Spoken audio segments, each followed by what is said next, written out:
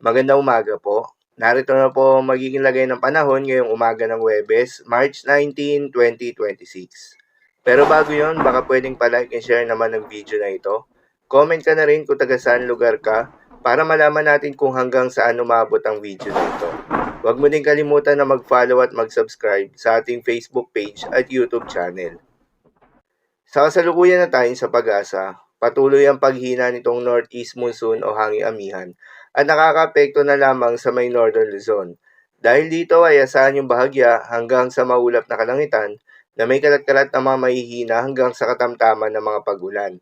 At sa nalalabing bahagi pa nga ng ating bansa kasama ng Metro Manila, ay asahan naman yung generally fair weather condition, mainit at malinsangan na panahon sa umaga hanggang sa tanghali. Subalit pagsapit ng hapon o gabi, ay asahan naman yung mataas na tsansa ng mga pag-ulan o thunderstorms na dulot ng mga localized thunderstorms.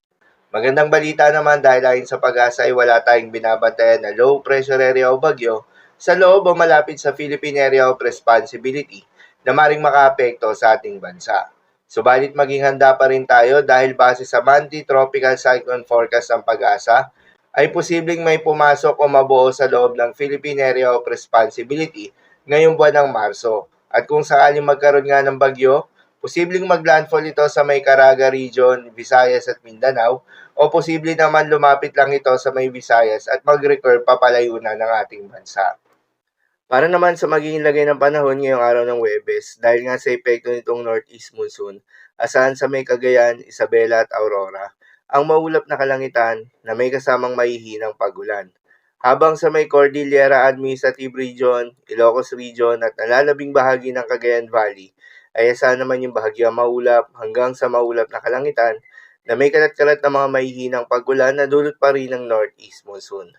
At sa Metro Manila at nalalabing bahagi pa ng ating bansa, ay asahan naman yung bahagyang maulap hanggang sa maulap na kalangitan na may kalat-kalat na mga pag-ulan o thunderstorms na dulot ng mga localized thunderstorms. Posible ang mga pagbaha o pagguho ng lupa during severe thunderstorms. Madalas nabobo ang mga thunderstorms na ito tuwing hapon o gabi na nagtatagal ng 1 hanggang 2 oras. Kaya naman ingat sa mga posibleng banta ng pagbaha at pagguho ng lupa, lalong-lalo na sa mga lugar na inuulan na noong mga nakaraang araw pa. Para naman sa magiging lagay ng mga dagat baybayin, ayon sa pag-asa ay wala tayong nakataas na gale warning sa anumang seaboards ng ating bansa. Subalit iba yung pag-iingat sa mga papalaot ng mga kababayan nating mangingisda at yung may mga maliliit na sasakyan pandagat sa may seaboards ng extreme northern Luzon at eastern seaboards ng ating bansa.